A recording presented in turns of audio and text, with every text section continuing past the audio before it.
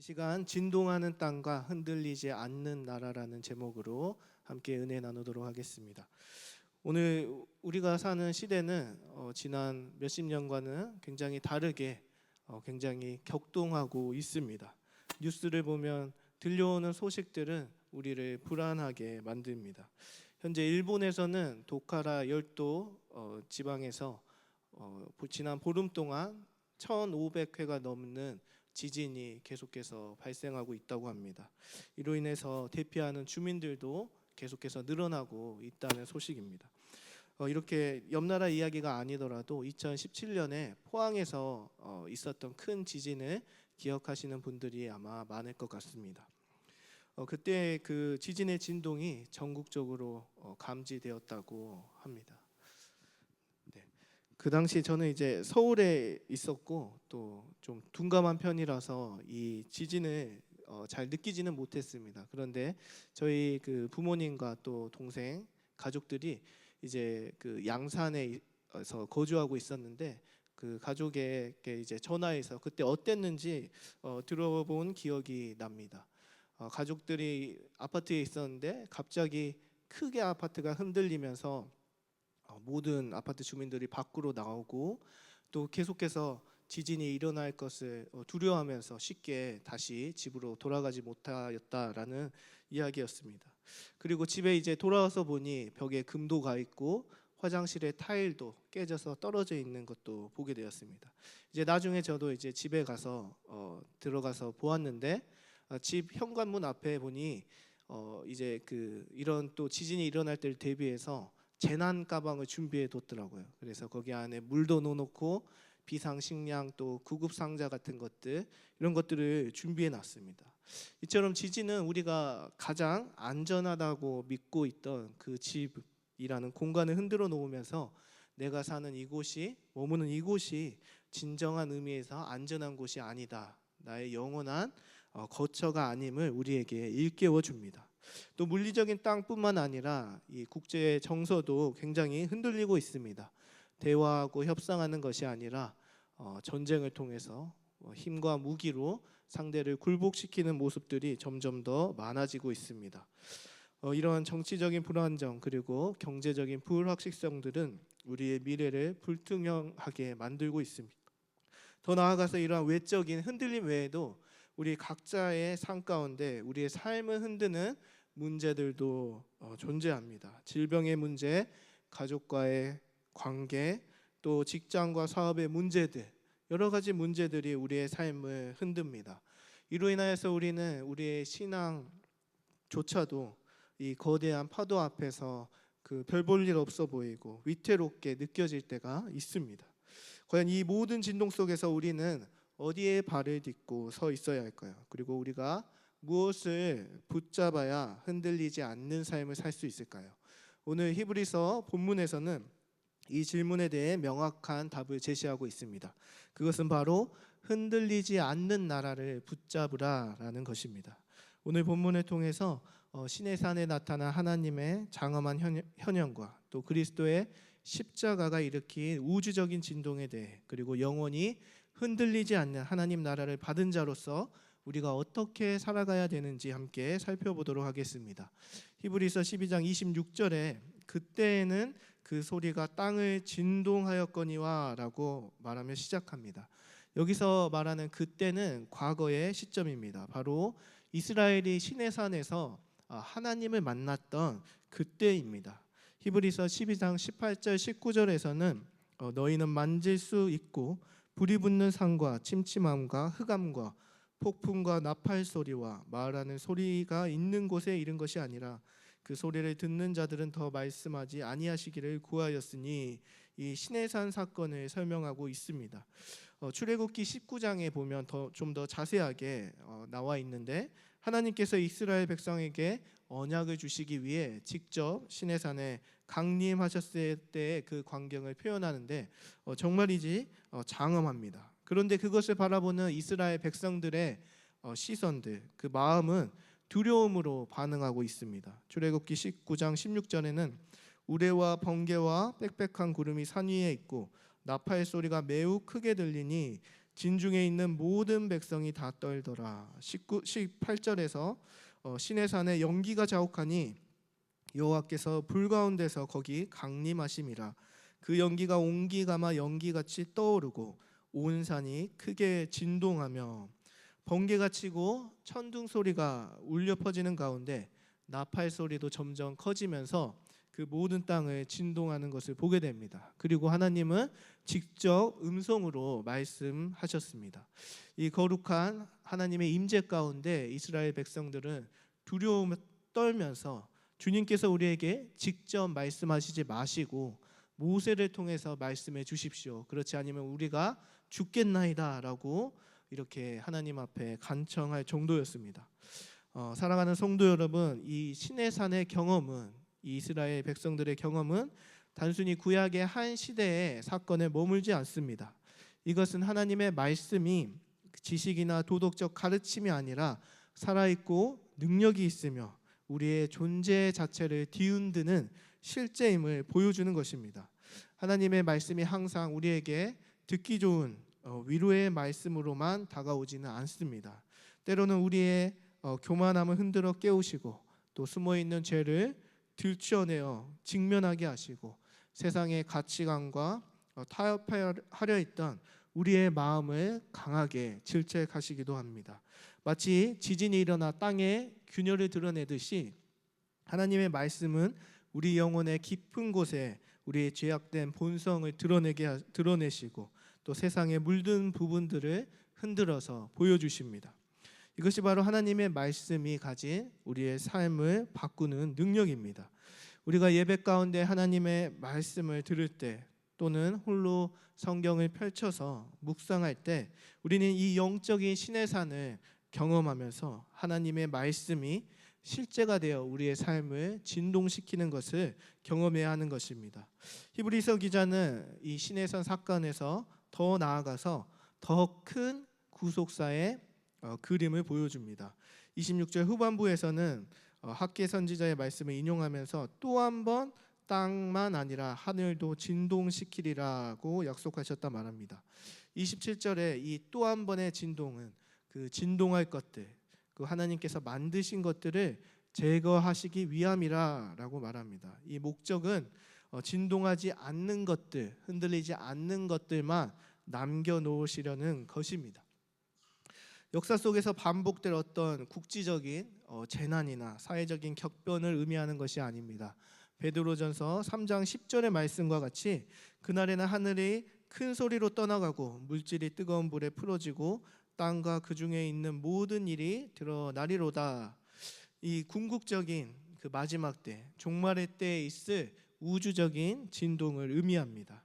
하나님의 말씀이 그 창세기에서 하나님의 말씀으로 아무것도 없는 무에서 유를 창조하셨던 것처럼 그 동일한 말씀으로 마지막 날에 이 우주를 흔들 것입니다.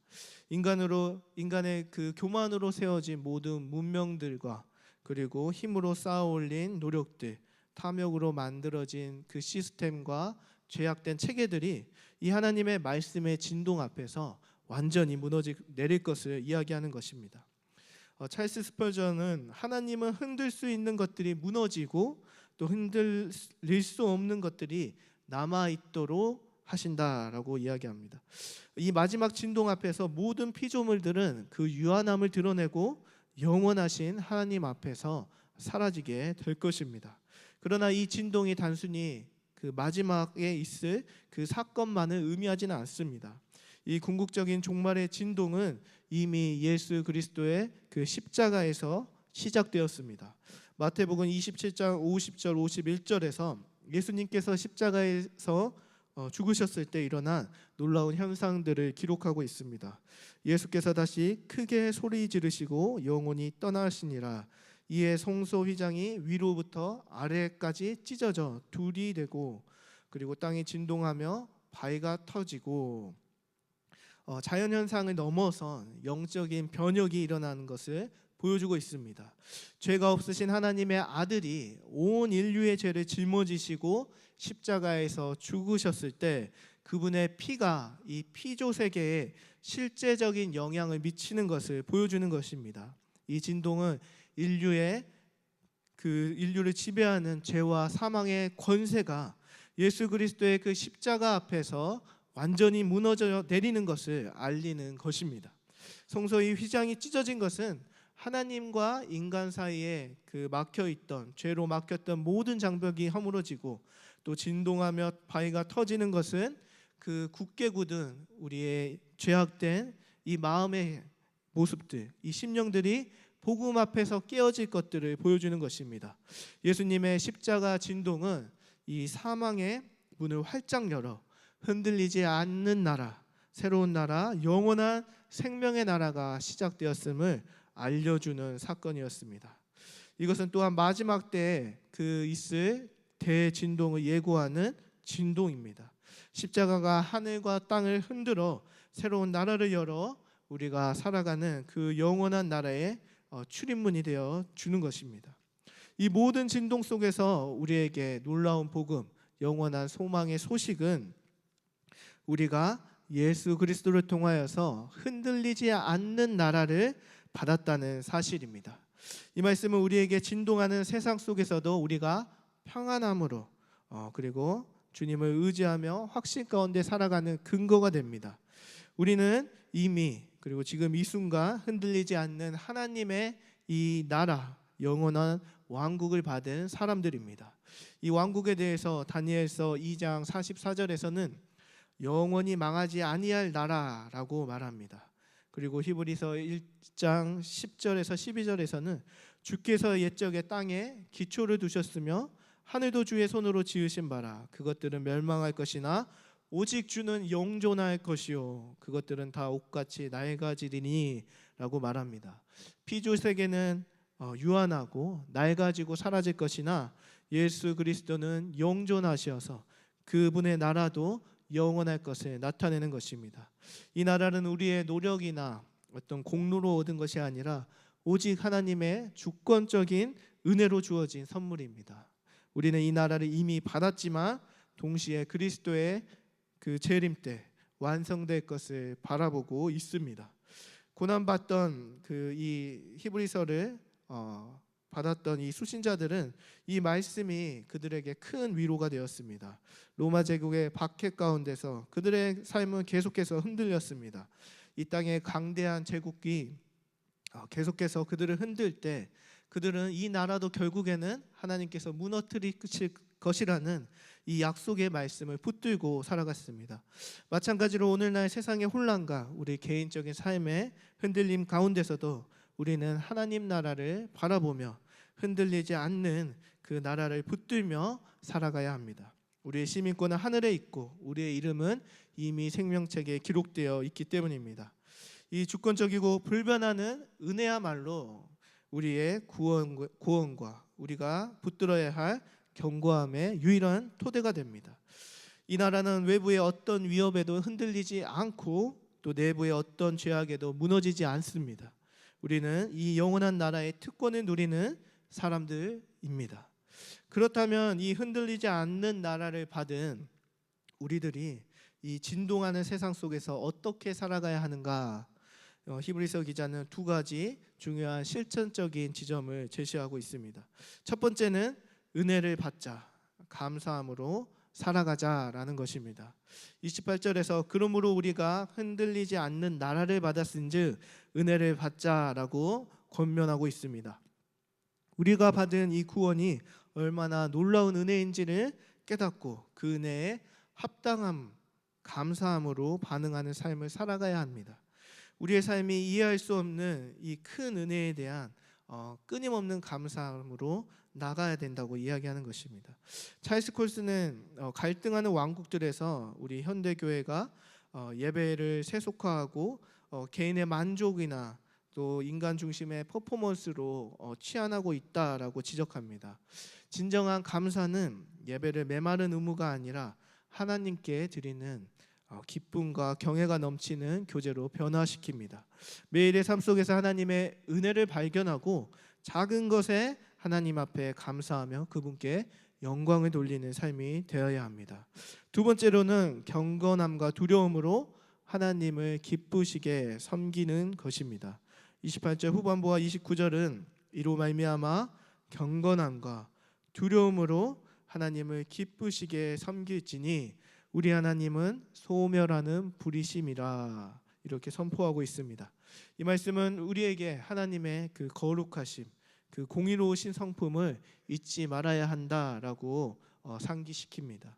시온의 하나님은 신의 산의 하나님과 동일하신 분이십니다. 그분은 여전히 소멸하는 불이십니다. 불타는 신의 산에서 나타나신 하나님께서 십자가에서 피 흘리신 그 하나님이시기 때문입니다. 이 불은 우리의 죄를 불태우고 우리 안에 있는 모든 거짓된 우상들을 깨뜨리고 우리 마음속에 그분이 아닌 다른 것들을 용납하지 않습니다. 하나님은 그분의 질투하심을 나타내십니다. 이것은 죄악을 견디지 못하시는 하나님의 거룩한 본성이기도 합니다. 이 불은 세상의 모든 죄와 불의를 삼킬 것이고 우리 안에 있는 모든 불순물들을 하나님의 불로 정화시키고 제거할 것입니다. 그러므로 우리는 이 소멸하는 불 앞에서 우리의 경건함 그리고 하나님을 경외함을 회복해야 합니다. 참된 예배란 하나님의 은혜를 받은 자가 경외함으로 반응하는 것입니다. 경외함과 두려움으로 예배하는 사람은 하나님의 말씀을 무겁게 받아들입니다. 그렇게 무겁게 받아들임으로 그 말씀에 순종함으로 열매를 맺습니다.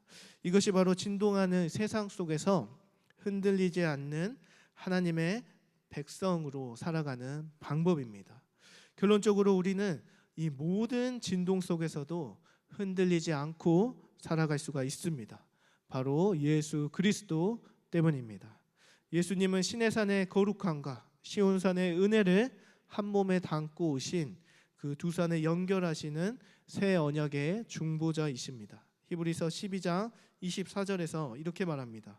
예수는 새 언약의 중보자여 그 피는 아벨의 피보다 더 나은 것을 말한다. 예수님의 십자가 죽음은 온 세상을 진동시킨 그 중심의 사건이었습니다. 그 십자가는 죄와 사망을 흔들어서 무너뜨리고 하나님께 나아가는 새롭고 산 길을 열어 주셨습니다. 제가 어렸을 때 잠시 어머니가 이제 위탁모를 하셨습니다. 그래서 어느 날 이제 집에 와서 보니 굉장히 작은 갓난 아기가 집에 있었습니다. 그런데 이 아이에게는 장애가 있었습니다. 어떤 장애였냐면 눈도 보지 못하고 귀도 들리지 않았습니다. 그리고 편측마비로 인하여서 몸 절반도 제대로 움직이지를 못했습니다. 헬렌 켈런보다 더 심한 장애를 안고 태어났던 것이죠. 전혀 보지 못하고 듣지 못하기 때문에 제가 봤을 때는 어떤 자극으로 살아가는 걸까, 외부와 전혀 소통하지 못하는 그 모습이 굉장히 안타까웠던 기억이 있습니다. 그런데 신기하게도 이 아이가 듣지도 못하고 또 보지도 못하는데 아버지가 이렇게 멀리서 오시며 어떻게 알았는지 이렇게 활짝 웃는 것이었습니다.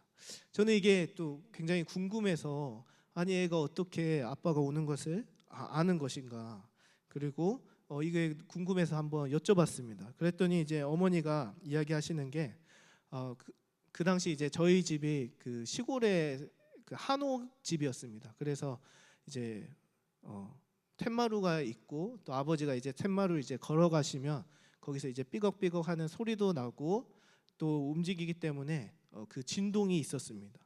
그래서 이 아이가 아빠가 오시는 그 발걸음의 진동을 느끼고 그 진동으로 사람을 구분하면서 내가 나를 보살펴주는 사람이 오는구나, 나를 사랑해주는 사람이 오는구나라는 것을 알고 웃는다는 것이었습니다. 정말로 이 아이는 제가 느끼는 것보다 더 먼저 아빠가 오는 것을 알고 이렇게 막 웃고 사람들이 오는 것을 이렇게 느꼈던 것을 기억합니다.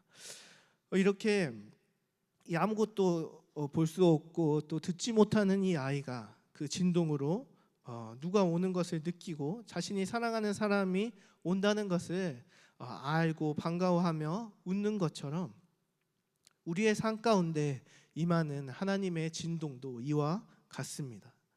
마지막 때에 하나님께서 땅을 흔드시는 이 진동은 예수님을 믿지 않는 자들에게는 심판의 두려움 그리고 공포가 될 것입니다. 그러나 예수 그리스도를 믿는 우리에게 이 진동은 구원의 십자가 사건의 시작이자 우리를 사랑하시는 하늘 아버지께서 우리에게 가까이 오심을 알리는 기쁨의 메시지가 됩니다.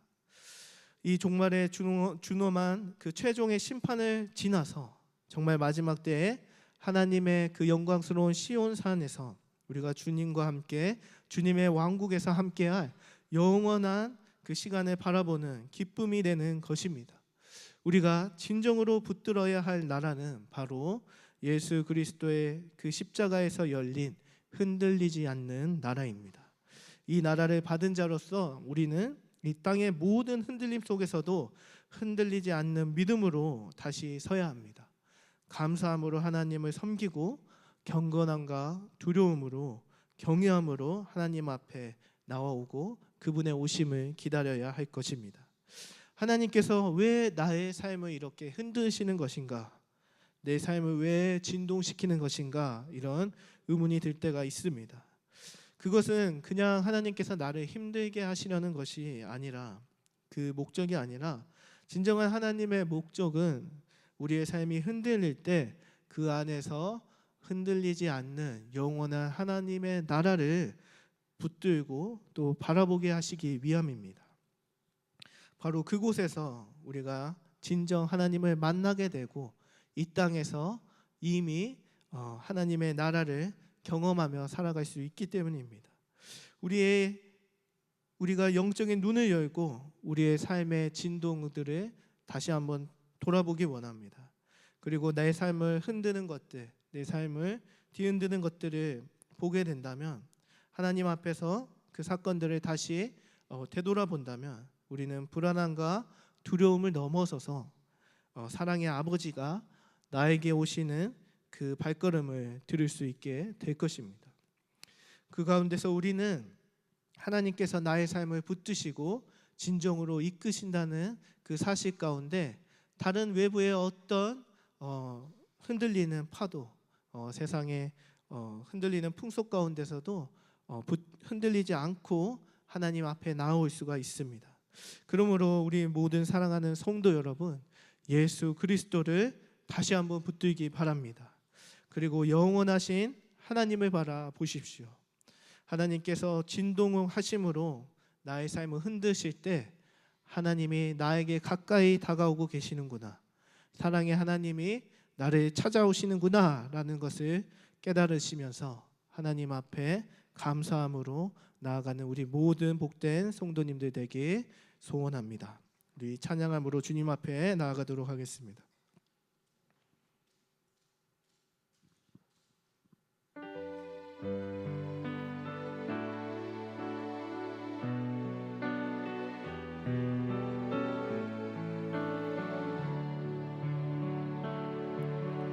예수 하나님의 공의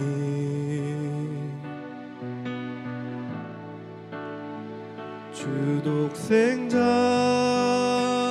그의 나라 임하시네.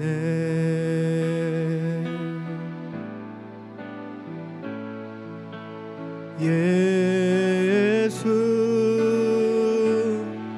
제물이 되신 주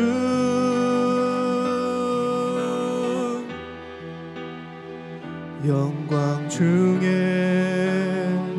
그의 나라 임하시네.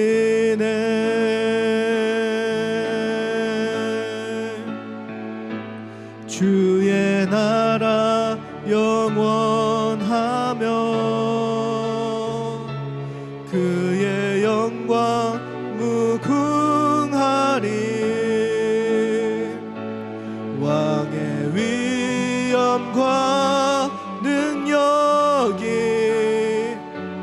이제 임하였으니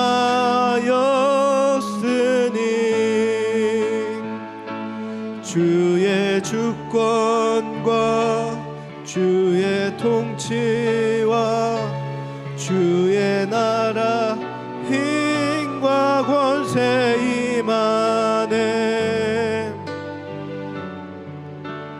예수 하나님의 공의, 예수 하나님의 사랑,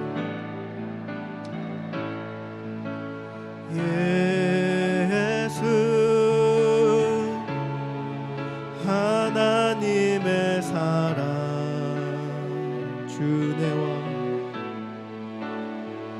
주내와 말씀으로 나타났네.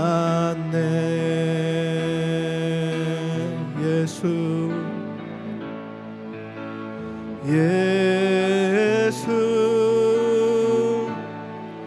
거룩한 하나님,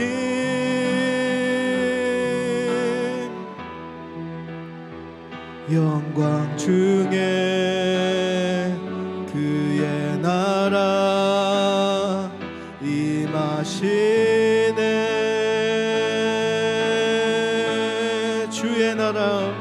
주의 나라 영원하며 그의 영광 무궁하리. 왕의 위엄과 능력이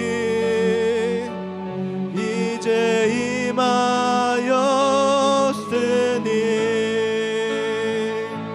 주의 주권과 주의 통치와 주의 나라 힘과 권세 임하네.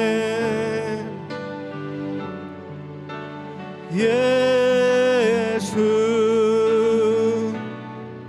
하나님의 공의, 다시 한번 고백합니다. 주의 나라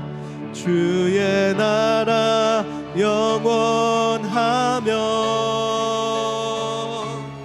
그의 영광 무궁하리. 왕의 위엄과 능력이 이제 임하였으니